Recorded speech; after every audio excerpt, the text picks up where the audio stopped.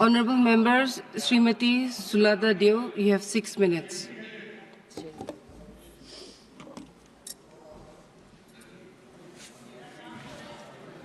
Jai Sri Jagannath. Thank you,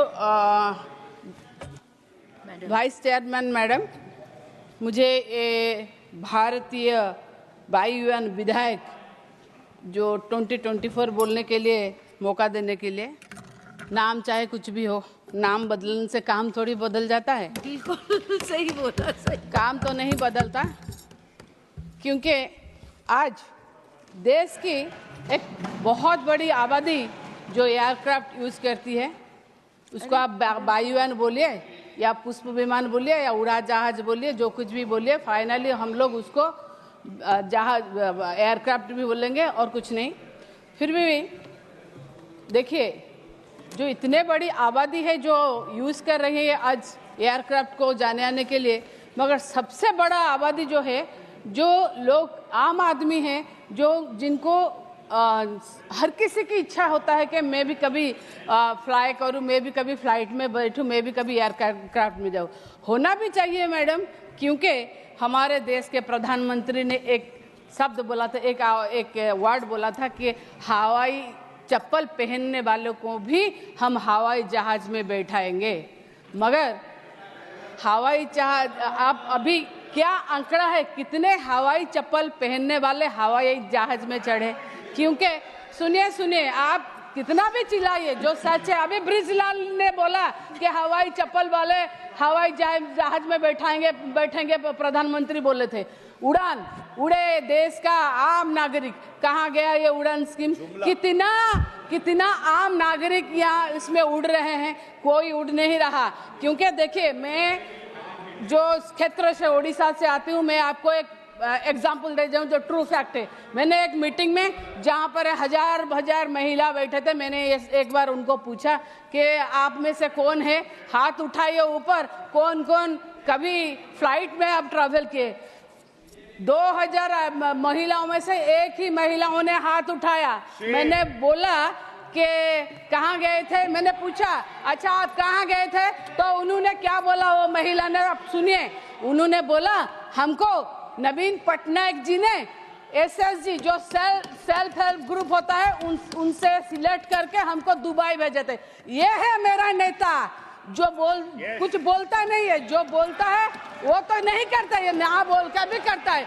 इसको कहते हैं हवाई चप्पल पहनाने वाले महिला को हवाई जहाज में उड़ाना, इसे कहते हैं। मगर हवाई चप्पल पहनने वाले तो हवाई जहाज में अभी नहीं बैठ पा रहे हैं। किसका क्या बोलेंगे? क्योंकि महंगाई इतनी मार है ना, महंगाई की मार में तो वो दबी रहे। आलू देखो, प्याज देखो, दाल देखो, दूध देखो, मिर्ची देखो, नहीं ये है ना टिकट का बोल, इसीलिए मैं बोल रही हूँ, टिकट के बाद में आ रही हूँ। आप कितना भी बोलिए कि चेंज हो रहा है, मगर देखे जो हवाई टिकट का है ना, इसको इतना प्राइवेटाइजेशन कर दिया गया है। जो क्या बोलते हैं, मेक माई ट्रिप में अलग रेट, बावन लहरी में अलग रेट, काउंटर पे अलग रेट, और जो रेट है उसको कोई नहीं। मैं खुद बोल रही हूँ, मैं नॉर्मल में एक इकोनॉमी क्लास में मैं आती hूँ भुवनेश्वर से दिल्ली तक, मैंने 19,000 समथिंग किराया दिया 22 तारीख को, और 16 तारीख को मैंने 16,000 समथिंग किराया दिया। ये है, इसमें कौन गरीब ट्रैवल कर सकता है? ऐसा नहीं हो सकता। और एक बात है, देखिए फेयर अभी दोपहर में एक बात, दिन में, रात में, सब अलग अलग देखेंगे तो कैसे होगा? ऐसे नहीं हो सकता, इक्वल नहीं है, और इसके ऊपर कंट्रोल होना चाहिए, तब तो जाके आम नागरिक उड़ेगा। कैसे उड़ेगा? और इसके ऊपर ना कोई किसी एजेंसी के ऊपर कंट्रोल नहीं है। आप एक काम कीजिए मैडम, मैं तो देखी हूँ कि बहुत सारे ऐसे टेक्निकल इशू आते हैं। मैं सीधे बात करती हूँ क्या, जब हम लोग फ्लाइट के बोर्ड करते हैं, उससे हम अभी MP है तो कोई प्रॉब्लम नहीं है, CISF वाले हमको कोई प्रोटोकॉल में ले आते हैं, मगर थोड़ा लेट हो भी जाए तो भी चलता है। मगर जो आम आदमी आता है ना, अगर उसका थोड़ा लेट हो जाए तो उसको बोर्डिंग के लिए नहीं मिलता, कहीं भी वो ट्रैफिक में फंस सकता है, कहीं प्रोटेस्ट में फंस सकता है, कहीं भी हो सकता है। मगर देखिए उसको क्या होता है ना, आप फ्लाइट डिले उड़ाए वो चलेगा, मगर एक जो पैसेंजर है वो डिले नहीं कर सकता। और आप फ्लाइट बोर्ड कर रहे हैं, घंटा 2 घंटा लेट हो रहा है और फ्लाइट में हमको सुनने मिलता है सॉरी फॉर द डिले। हम भी सॉरी बोल सकते हैं, उनके सॉरी और हमारे सॉरी में कोई डिफरेंस है क्या? वाड़ी है के? तो फिर उनके लिए कैसा है?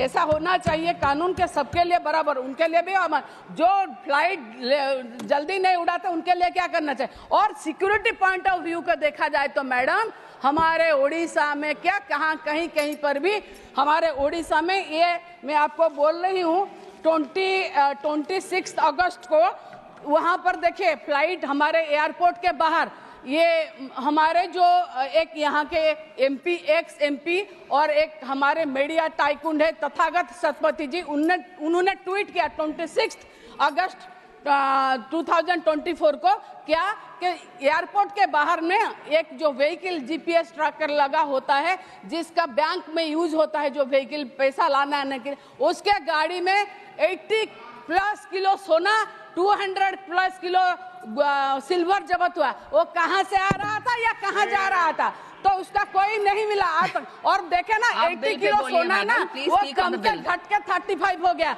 हम लोग वेट गेन करते हैं, इंसान और कम होता है, मगर सोने का वेट कैसे कम हो गया हम नहीं पता, मगर इसका कोई आज तक नहीं मिला। हो सकता है हम लोग तो, मैंने तो खुद बोला कि जगन्नाथ जी का रत्न भंडार खुला है और रत्न भंडार का गंती भी नहीं हुआ। और अभी कंक्लूड करते हैं, और हमारे जो एयरपोर्ट है उसको आप प्राइवेटाइजेशन कर रहे हैं। क्यों है प्राइवेटाइजेशन हो रहा है मैडम? किसके लिए हो रहा है? बिजू पटनायक इंटरनेशनल एयरपोर्ट को भी देखिए। हम लोगों में एक बात है, गांव में जो संपत्ति होता है ना माँ बाप का, उसको अगर बेटे संभाल नहीं सकते तो उनको नालायक बोलते हैं। हम क्या देखेंगे? देश का संपत्ति अभी प्राइवेटाइजेशन हो रहा है, ऐसा नहीं होना चाहिए। हमारे जो बाद में आने वाले पीढ़ी है तो ये किसको क्या दिखाएंगे? उसको दिखाने के लिए इसको बोलेंगे कि ये हो गया वो हो गया। एक ही आदमी के हाथ में अगर सब चला जाएगा, सब संपत्ति जाएगा, तो ये प्राइवेटाइजेशन को आप लोग क्यों बढ़ावा दे रहे हैं? और देखिए ऐसा नहीं है, ये जो एयरक्राफ्ट का आइन आप चेंज कर रहे हैं आप कीजिए।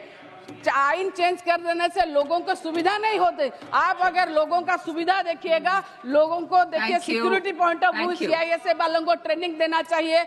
और जो फ्लाइट जहां ऑल वेदर में लैंड नहीं कर पा रही है उसको कैसे ध्यान देना चाहिए। ऐसा होने से कम लोगों और जो स्टेट है उन लोगों को अच्छे से काम करने के लिए मिलेगा, तो जाके कोई नियम चेंज हो तो अच्छा रहेगा।